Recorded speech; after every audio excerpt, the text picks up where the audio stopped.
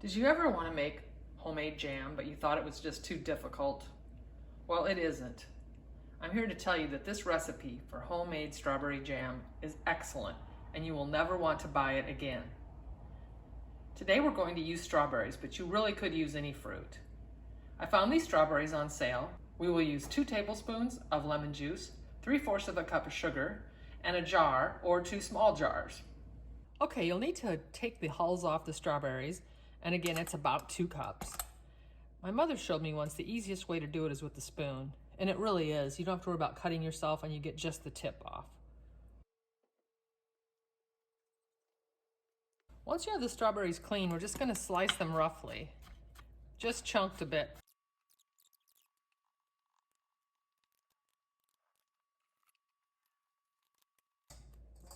About 2 cups. So we need 2 tablespoons lemon juice. You can use fresh lemon juice, or you can certainly use bottled as well.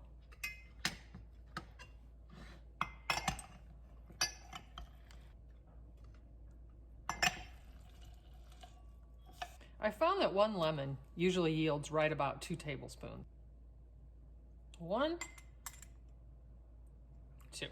So now we're going to put everything into the saucepan. There's the 2 cups of strawberries, 3/4 of a cup of sugar. You could do a little less sugar, but not much because it's going to affect the way that it sets up. And 2 tablespoons of your lemon juice. And we're simply going to cook that on a medium heat until the sugar dissolves. You won't need to buy any pectin from the store because the lemon juice in this recipe actually lowers the pH enough to neutralize the negative charges so that the strands come back together and thicken up the fruit. Fruit and vegetables contain natural pectin.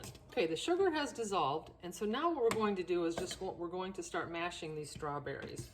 This potato masher works really well. You can mash them into whatever size you like for your jam. I personally like to have some nice chunks of strawberry.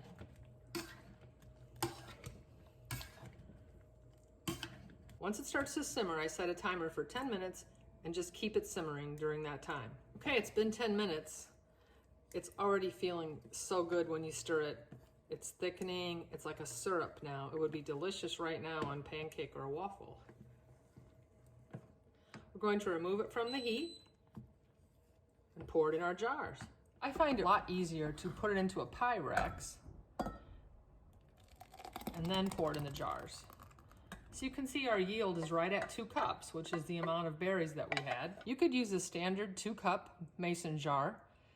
If you'd like to, it will fill it just about perfectly. Or you could use smaller jars.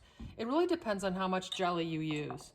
This will keep in the refrigerator for about 2 weeks. So if you don't think you're going to use it within that amount of time, I'd suggest that you place it into smaller jars. So we'll go ahead and pour it in. Awesome. Now, if you were going to put this in the freezer, you'd want to leave a little more room at the top for expansion. And you'll want to leave the lid off until it gets to be about room temperature. Then we'll put the lid on and we're ready to refrigerate. It's cooled off a bit, so we're going to go ahead and put the lid on. Again, you will refrigerate this for probably 2 or 3 days and let it thicken a little bit as it cools, and then it'll be ready to eat. Or it will keep frozen for 1 to 3 months. I have these 2 lovely pieces of French bread. I'm going to butter those. And we're going to try some of this jam that I've had in the refrigerator for a couple of days now.